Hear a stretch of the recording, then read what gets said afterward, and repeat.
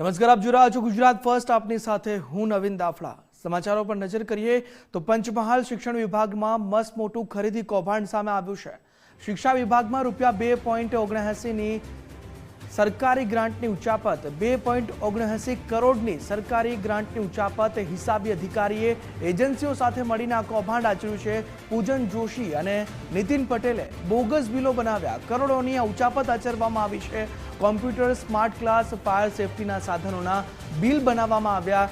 ડીપીઈઓની bogus સહી કરી net બેન્કિંગથી નાણાં ટ્રાન્સફર પણ કરી લીધા.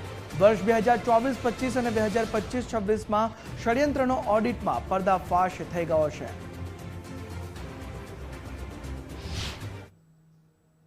જિલ્લા કચેરીની અંદર ફરજ બજાવતા તત્કાલીન હિસાબી અધિકારી પૂજનભાઈ જોશી અને QEM OIC છે એ નીતિનભાઈ પટેલ, આ બંને કર્મચારી જે તે વખતે ફરજ બજાવતા હતા. એમના સમયગાળા દરમિયાન તેમણે બોગસ ખરીદી કરી, બનાવટી દસ્તાવેજ ઊભા કરી અને એમણે અને અન્ય એજન્સી જેના ખાતામાં નાણાકીય ટ્રાન્સફર કરી અને માત્ર કાગળ ઉપર ખરીદી કરી સરકારશ્રી પક્ષે 2 કરોડ અને 79 લાખ જેટલી માતબાર રકમનું આર્થિક નુકસાન પહોંચાડ્યું છે.